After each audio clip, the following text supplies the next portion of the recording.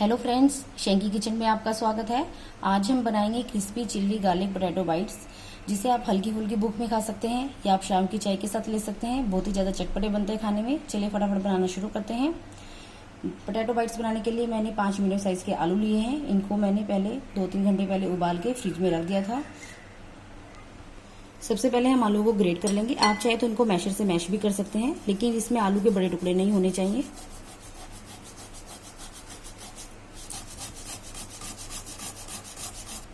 आलू को मैंने ग्रेट कर लिया है। अभी हम इसके अंदर स्वादानुसार नमक डालेंगे। मैं 1 छोटी चम्मच नमक डाल रही हूँ।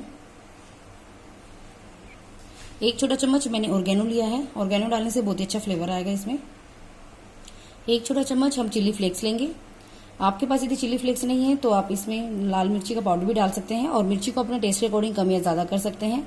यदि आप बच्चों के लिए बना रहे हैं तो मिर्ची को स्किप भी कर सकते हैं। 7 से 8 कलियां मैंने लहसुन की ली थी, इनको मैंने कद्दूकस कर लिया है, वो डाल देंगे। 2 चम्मच हम इसमें चावल का आटा डालेंगे। आप चाहे तो इसमें कॉर्नफ्लोर या अरारोट डाल सकते हैं। मैंने ब्रेड क्रम्स लिए हैं। अभी हम ब्रेड क्रम्स के 4 चम्मच डाल देंगे इसके अंदर। और फ्रेंड्स, आप जार में ब्रेड को डालकर पीस लीजिए। ब्रेड क्रम्स आपका तैयार हो जाएगा। अब इन सब चीजों को अच्छे से मिक्स करेंगे। यदि फ्रेंड्स आपका ये जो मिक्सचर है थोड़ा गीला हो तो आप इसके अंदर थोड़ा सा और ब्रेड क्रम्स डाल दीजिए, 1 से 2 चम्मच। अभी हम इसको सेट होने के लिए फ्रिज में रख देते हैं 15 मिनट के लिए। मैंने एक कटोरी में फ्रेंड्स 4 चम्मच कॉर्नफ्लोर के लिए हैं। इसके अंदर हम धीरे धीरे करके पानी डालेंगे। इसका एक पतला सा गोल तैयार करेंगे हम। आप देखिए हमारा गोल बिल्कुल रेडी है। आप देखिए फ्रेंड्स, आधा घंटा हो गया है। हमारे जो मिक्सचर अच्छे से सेट हो गया है। अभी हम क्या करेंगे, थोड़ा सा लेंगे और इसको आप चाहे कोई भी शेप दे सकते हैं। यदि आपके हाथों पे चिपके बैटर थोड़ा सा ये डो, तो आप थोड़ा सा हाथ को ऑयल से ग्रीस कर सकते हैं। आप चकले पर थोड़ा सा ऐसे इसको रोल करके थोड़ी शेप दे सकते हैं।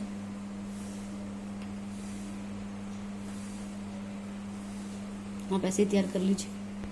आप एक ही करने की बजाय आप थोड़ा ज्यादा सारा मिक्सचर लीजिए और इसको आप ऐसे चकले पर ऐसे रोल कर दीजिए। अभी आप इसको जितने आपको साइज का रखना है नाइफ से आप काट दीजिए।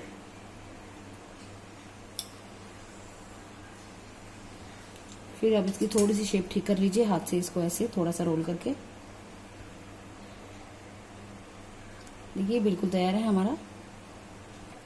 मैंने सब बना लिए हैं और अभी हम ये गोल जो तैयार किया साथ में हम ब्रेड क्रम्स रखेंगे और इसको हम इसमें अंदर थोड़ा सा पहले हम नमक डालेंगे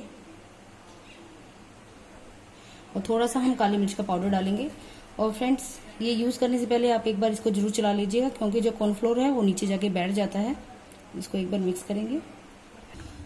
देखिए हमारा गोल बिल्कुल तैयार है। अभी हम एक आलू का ये बाइट लेंगे और इसको रोल करके इसमें ब्रेड क्रम्स में डाल देंगे।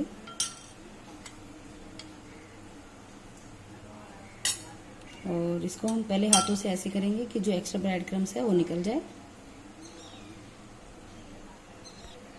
ये हमारा बिल्कुल तैयार है।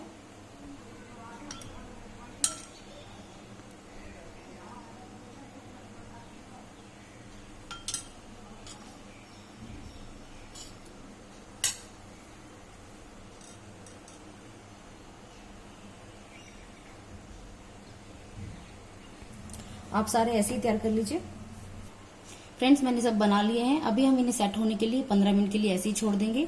और फ्रेंड्स, अच्छी बात यह है कि आप इन्हें स्टोर कर रख सकते हैं। आप किसी एयरटाइट बॉक्स में भरकर फ्रीजर में रख दीजिए। 10 दिन तक ये बिल्कुल भी खराब नहीं होंगे। आपका जब भी मन करे आप इन्हें फ्राई करके खा सकते हैं। 15 मिनट हो गई है फ्रेंड्स। अभी हम इन्हें फ्राई करेंगे। तेल है फ्रेंड्स मीडियम गर्म हो गया। फ्लेम को मैंने मीडियम कर लिया है। एक एक करके डालेंगे।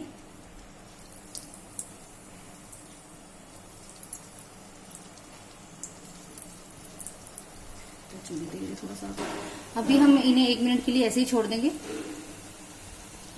1 मिनट होने के बाद आप इसे चम्मच की सहायता से ऐसे हिला दीजिए। थोड़े से चारों तरफ से हम इन्हें फ्राई करेंगे गोल्डन कलर आने तक। और हमें इन्हें मीडियम फ्लेम पर फ्राई करना है। एक तो ये अंदर से फ्राई हो जाएंगे और बाहर से ये क्रिस्पी हो जाएंगे।